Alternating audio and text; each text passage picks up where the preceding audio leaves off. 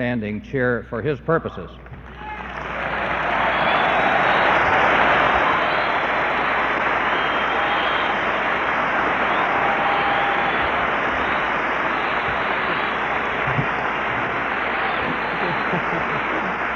Thank you very much. Thank you.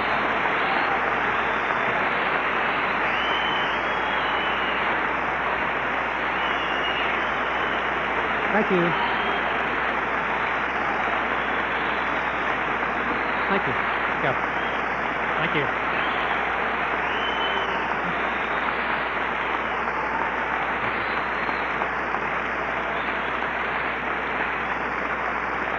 Thank you very much. Let's get started.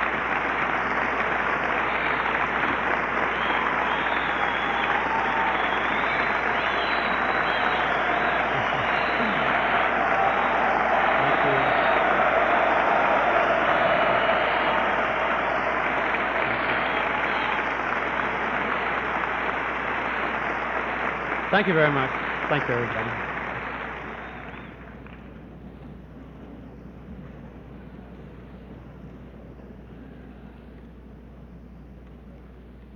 To Father Hesburgh and the great faculty of Notre Dame, to those who've been honored and are increasingly visible around the world. Last week I spoke in California about the domestic agenda for our nation, to provide more efficiently for the needs of our people, to demonstrate against the dark faith of our times that our government can be both competent and more humane. But I want to speak to you today about the strands that connect our actions overseas with our essential character as a nation. I believe we can have a foreign policy that is democratic, that is based on fundamental values, and it uses power and influence, which we have, for humane purposes. We can also have a foreign policy that the American people both support and, for a change, know about and understand. I have a quiet confidence in our own political system. Because we know that democracy works, we can reject the arguments of those rulers who deny human rights to their people. We are confident that democracy's example will be compelling, and so we seek to bring that example closer to those from whom, in the past few years, we have been separated and who are not yet convinced about the advantages of our kind of life. We are confident that democratic methods are the most effective, and so we are not tempted to employ improper tactics here at home or abroad. We are confident of our own strength, so we can seek substantial mutual reductions in the nuclear arms race. And we are confident of the good sense of American people, and so we let them share in the process of making foreign policy decisions. We can thus speak with the voices of 215 million, and not just of an isolated handful. Democracy's great recent success in India, Portugal, Spain, Greece, show that our confidence in this system is not misplaced. Being confident of our own future, we are now free of that inordinate fear of communism, which once led us to embrace any dictator who joined us in that fear. I'm glad that that's being changed. For too many years, we've been willing to adopt the flawed and erroneous principles and tactics of our adversaries, sometimes abandoning our own values for theirs. We fought fire with fire, never thinking that fire is better quenched with water. This approach failed, with Vietnam the best example of its intellectual and moral poverty. But through failure, we have now found our way back to our own principles and values, and we have regained our lost confidence. By the measure of history, our nation's 200 years are very brief, and our rise to world questions of justice, equity, and human rights. It is a new world, but America should not fear it. It is a new world, and we should help to shape it. It is a new world that calls for a new American foreign policy, a policy based on constant decency in its values and on optimism in our historical vision. We can no longer have a policy solely for the industrial nations as a foundation of global stability, but we must respond to the new reality of a politically awakening world. We can no longer expect that the other 150 nations will follow the dictates of the powerful, but we must continue confidently our efforts to inspire, to persuade, and to lead. Our policy must reflect our belief that the world can hope for more than simple survival, and our belief that dignity and freedom are fundamental spiritual requirements. Our policy must shape an international system that will last longer than secret deals. We cannot make this kind of policy by manipulation. Our policy must be open. It must be candid. It must be one of constructive global involvement, resting on 5 cardinal principles. I've tried to make these premises clear to the American people since last January. Let me review what we have been doing and discuss what we intend to do. First, we've reaffirmed America's commitment to human rights as a fundamental tenet of our foreign policy. In ancestry, religion, color, place of origin, and cultural background, we Americans are as diverse a nation as the world has ever seen. No common mystique of that we once had. The great democracies are not free because we are strong and prosperous.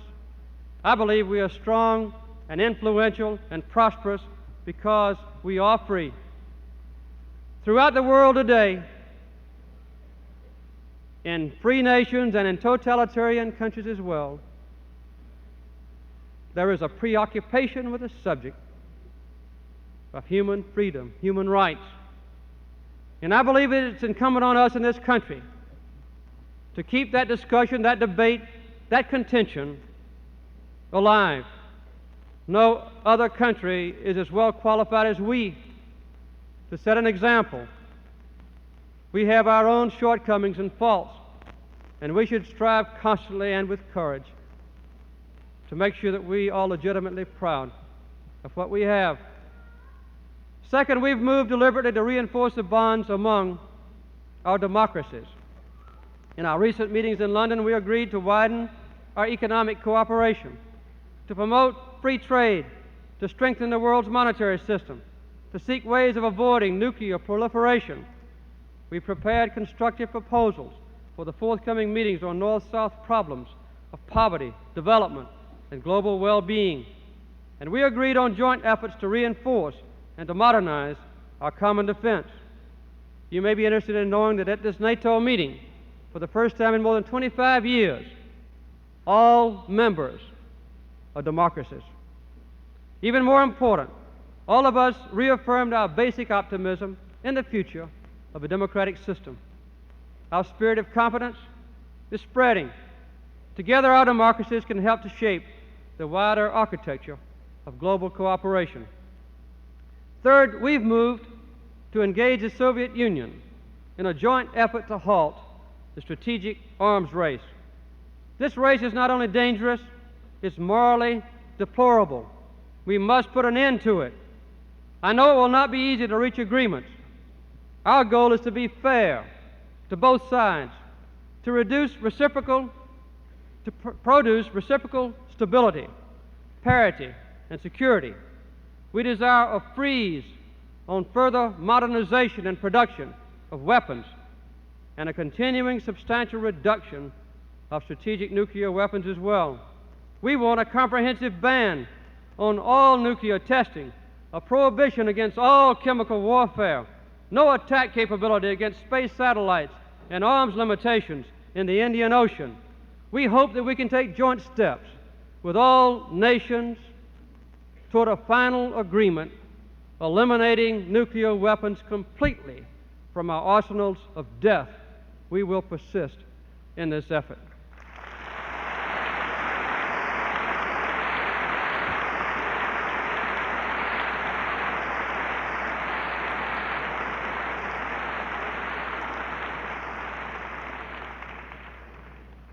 Now, I believe in détente with the Soviet Union.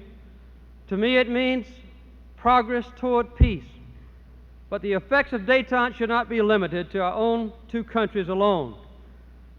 We hope to persuade the Soviet Union that one country cannot impose its system of society upon another, either through direct military intervention or through the use of a client state's military force, as was the case with Cuban intervention in Angola. Cooperation also implies obligation. We hope that the Soviet Union will join with us and other nations in playing a larger role in aiding the developing world, for common aid efforts will help us build a bridge of mutual confidence in one another. Fourth, we're taking deliberate steps to improve the chances of lasting peace in the Middle East. Through wide-ranging consultation with leaders of the countries involved, Israel, Syria, Jordan, and Egypt, we've found some areas of agreement and some movement toward consensus. The negotiations must continue. Through my own public comments, I've also tried to suggest a more flexible framework for the discussion of the three key issues, which have so far been so intractable. The nature of a comprehensive peace. What is peace? What does it mean to the Israelis? What does it mean to the Arab neighbors? Secondly, the relationship between security and borders. How can the dispute over border delineations be established and settled with a feeling of security on both sides? And the issue of the Palestinian homeland. The historic friendship that the United States has with Israel is not dependent on domestic politics in either nation.